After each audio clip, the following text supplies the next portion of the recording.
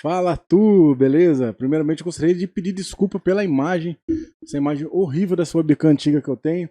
Meu celular aqui que eu estava usando como webcam, que tem uma imagem melhor, deu pau. Minha câmera também não está conectando no computador, então vamos assim mesmo. Mas eu acho que o conteúdo mais legal é o som. Então siga o som da minha voz e vamos viajar por essa viagem incrível sobre o mundo do PCismo, beleza?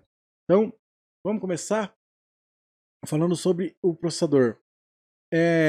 Nessas aulas que eu vou fazer o seguinte, eu vou explicar componente por componente, explicar o porquê, os pormenores e pormaiores do processador, de todas as peças, e no final de tudo eu vou juntar todo esse conhecimento de cada aula específica, de cada componente, e nós vamos montar computadores com preços. Depois eu até aqui os prints aqui do modelo, preço de placa-mãe, processador, memória, HD, enfim. Todas as peças tirando o gabinete, entendeu? Porque daí é por escolha, monitor, entendeu? Mas aí eu coloquei algumas coisas que eu vi que você pediu, como webcam, só para você ter uma ideia. Ok? Então, vamos lá, vamos falar sobre processadores aqui nessa aula, né? Putz, caramba. Então, bora lá. Vamos falar sobre processadores. Aqui, ó. Tô aqui com esse bloco de notas aqui. Ah, vamos lá. Aqui, processadores. Deixa eu ver se tá tudo certo. Deixa eu só ver aqui. Ok, tá tudo ok. Vamos lá, processadores. Vamos lá. Atualmente temos, né, duas marcas, né, de processadores, Intel e AMD. E elas dominam o mercado. Tem também a Apple, né, com os processadores M1. E também tem o Snapdragon, né, que faz para celular. Mas vamos focar no computador. Processador é praticamente a mesma coisa, todos eles têm o mesmo componente. Vamos lá, aqui ó. Começando pelo que sempre mais chama atenção no processador é a frequência. O que é a frequência? A frequência é aquilo que o que mais chama atenção no processador. Então vamos lá aqui ó. Chega aqui ó. Olha só, já até desenhei um processadorzinho aqui ó. Então, o processador aqui ó, ele vai ter a frequência que seria, vamos lá, 2.9 gigahertz, entendeu? Então, essa aqui é a frequência do processador, que é o que? A velocidade, a força do processador, é o que vai fazer os cálculos. Então, ele vai fazer tudo a 2.9 gigahertz por segundo, entendeu? Então, isso aqui significa, sei lá, 2.290 milhões ou 2.900 milhões de cálculos por segundo. Então, já é muita coisa. Então, a frequência, né, ela tem essa frequência base. No caso, vamos escrever aqui a base, com essa letra linda minha aqui. E vamos supor que ele chegue a 3.7 GHz, que seria o boost, né? Marcelo, o que isso significa? Significa que esse processador ele foi fabricado para trabalhar a 2.9 para fazer trabalhos básicos e a 3.7 para fazer trabalhos pesados, como games, renders e coisas do tipo. Entendeu? Então, ele vai variar entre essas duas frequências, para cima e para baixo, de acordo com a temperatura dele. Nós vamos chegar lá. Então, vamos voltar lá para a imagem do bloco de notas. Vamos lá. Para a gente falar do próximo item. Vamos lá, cadê? Tô meio perdido. Oh, o programa está aqui do lado. Aí. Vamos lá. Cores e threads. O que são cores e threads? Ou núcleos e threads. Exatamente, são a unidade computacional do seu computador. Entendeu? A frequência está ali, está dentro dele. Então, você tem um processador com 4 núcleos e 8 threads, por exemplo. Então quer dizer que você vai ter 4 unidades físicas computacionais que dentro delas elas têm mais duas cada uma, mais duas unidades virtuais, sabe? Duas unidades computacionais virtuais dentro delas. Então vamos lá. Vamos pro exemplo do desenho aqui, ó, rapidão. Ó, vamos lá, esse processador aqui, eles teriam 4 núcleos. Vamos supor que dividir aqui em 4 aqui, ó. Não ligue para a linha torta. Então, 4 núcleos, cada um deles a 2.9 GHz no base e a 3.7 no boost. E dentro de cada núcleo dele, ele tem mais 2 threads cada um. Somando 2, 4, 6, 8. Então são 4 núcleos e 8 threads também trabalhando nessas frequências ou frequências mais básicas. Entendeu? Então o processador se divide nisso. Então, 4 núcleos e dentro desses núcleos estão as frequências que você trabalha nele. Ok? Então vamos subir lá de novo para você ficar um negócio mais dinâmico aqui. Se eu estiver passando muito por cima, depois você comenta comigo. TDP. O próximo é o TDP, que é o Thermal Design Power, que é o design de potência termal. Significa o quê? Voltagem e temperatura. Voltagem é energia, energia é calor, calor é temperatura. Então, vamos lá, vamos voltar para o nosso desenho. Lembra que eu falei que o processador ele vai variar entre essas duas frequências de acordo com a temperatura? A temperatura nada mais é do que o TDP. Então vamos lá. Esse processador fictício aqui, que tem 4 núcleos e 8 threads a 2.9 ou a 3.7 GHz, ele tem um TDP base de, sei lá, 120 watts. Então esse aqui é o consumo de energia dele em watts, que gera X calor. A gente não sabe, mas vamos supor que seja 40 graus.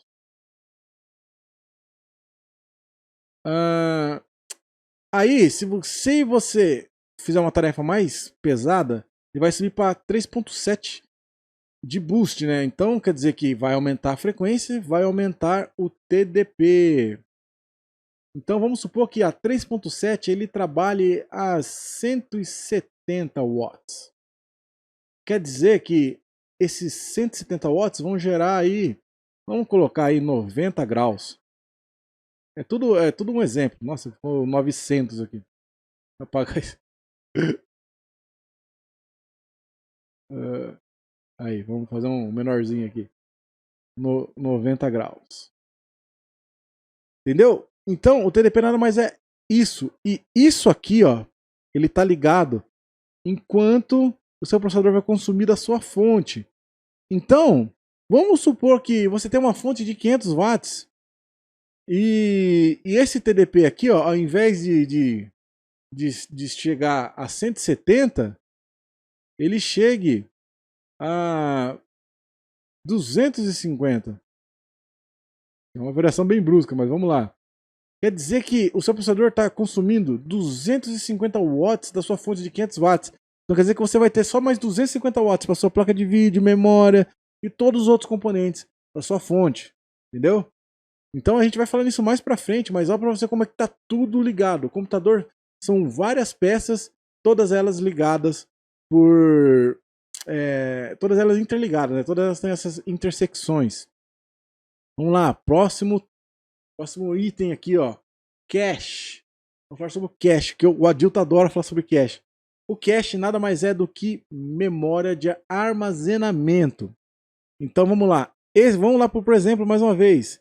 Esse processador aqui, opa, errado aqui.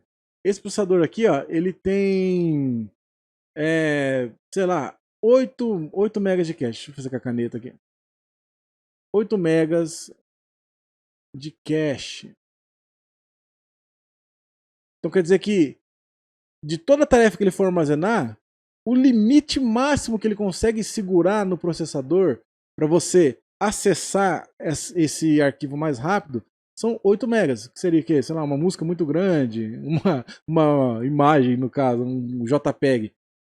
Então, o cache nada mais é do que isso. O pessoal adora ficar falando, nossa, eu não sei quanto de cache, não sei o que lá de cache, tal, cache. Mas o cache é o menos importante, porque isso aqui é simplesmente, vamos lá, você fez uma tarefa, ele armazenou aqui, sei lá, 2 megas. Então quer dizer que quando você fechar essa tarefa e abrir, ele vai abrir mais rápido porque já tem 2 megas armazenados. Mas quanto mais tarefas você for fazendo, você vai fazer 4 tarefas, já foi para mais 2 megas aqui, mais 2 megas aqui, são 6, mais 2 megas aqui, 8. Ferrou, lotou o cache, ele vai eliminar os anteriores. Entendeu? Mas só que, como o processador trabalha às vezes em conjunto, se for uma tarefa muito pesada, ele vai lotar os 8 MB de cache dele e vai roubar da sua memória RAM. Oh, caramba, eu ia fazer um R aqui, fiz um B. Memória RAM, ok? É a sua DRAM, né? Sua memória RAM. Se a memória RAM não for ainda suficiente, ele vai roubar a memória do seu SSD ou do seu HD. Entendeu? Para certo tipo de tarefa, mas não é para tudo. Às vezes fala, puta, meu computador tá lento.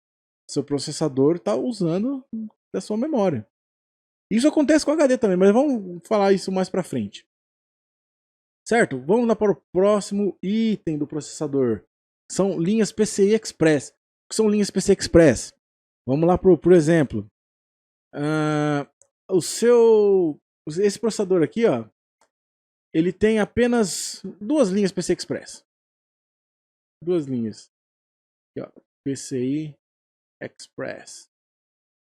Uma linha é 16x e a outra linha 8x. Quer dizer que se você tiver uma placa de vídeo PCI Express que é 16x, já são 3.0, ok, de boa. Mas vamos supor que esse processador é mais simples, ele não é um processador tão caro. E você tem 2 linhas PCI Express de 8x. Se você tem uma placa de vídeo de 16x, ele vai funcionar apenas a 8. Entendeu? Vai capar a sua capacidade de vídeo. Aí, se no caso você estiver usando essa outra linha aqui e lotou ela, acabou suas linhas PCI Express. Entendeu? Então provavelmente hoje em dia é muito difícil você ter processadores tão limitados assim em linhas, mas isso é só um exemplo básico que acontecia muito antigamente. Vamos dar um outro exemplo novo aqui, como 2 linhas PCI Express, só que as duas são 16x.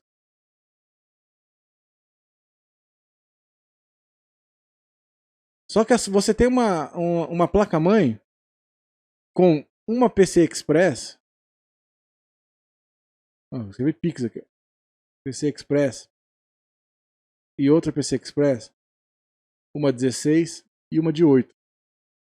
Quer dizer que se você colocar uma placa de vídeo, ok, colocou 2, vai fazer um SLI, essa aqui começa a trabalhar em 8. Entendeu? Porque o seu processador, ele não tem linhas PCI Express suficiente. Você usa, sei lá, o SSD, aquele EX, né, que ele usa o PCI Express, a linha PCI Express, como os M2 que vocês têm aí na loja. Eles são M2 SATA. Mas eles são PCI Express. Ele usa essa linha de conversação. Então quer dizer que se você colocar um desse aqui você perde. Entendeu? Então, o PC, essas linhas são isso, são linhas de comunicação. Então, quanto mais linhas de comunicação seu processador tiver, melhor. Vamos lá, próximo aqui, ó, litografia. O que é litografia? Litografia vem de litragem. Litragem significa quantidade e tamanho. Só para vocês terem uma ideia, 1 nanômetro é igual a 0, seguido de 6 zeros e 1 centímetros. Entendeu? É muito pequeno, é ínfimo. Então, o que significa isso? Se você tem 7 nanômetros, você vai ter isso aqui, ó, seguido de 7. é um negócio piquititico, assim. O processador já é pequeno, o processador já é microchip. Abaixo do micro vem o nano, que são os componentes. Então, quanto menor os componentes, mais componentes você consegue colocar no seu computador, no seu processador. Mais linhas PCI Express ele vai ter, às vezes mais núcleos, mais threads, mais clock. Eles podem colocar uma placa de vídeo, talvez, bem forte ali, porque ele tem espaço, entendeu? Então, a litragem é justamente isso. O nanômetro é a capacidade de chips que você vai conseguir colocar no seu processador. Então, se você vê um processador, sei lá, de 14 nanômetros, que é um tamanho relativo, ele vai ter X capacidades de 14 nanômetros de espaço para colocar componentes. O processador de 7 nanômetros vai ter o dobro. 5 nanômetros vai ter 2 vezes mais do que o de 7. Então, vamos falar dos processadores agora, para ser um negócio bem dinâmico.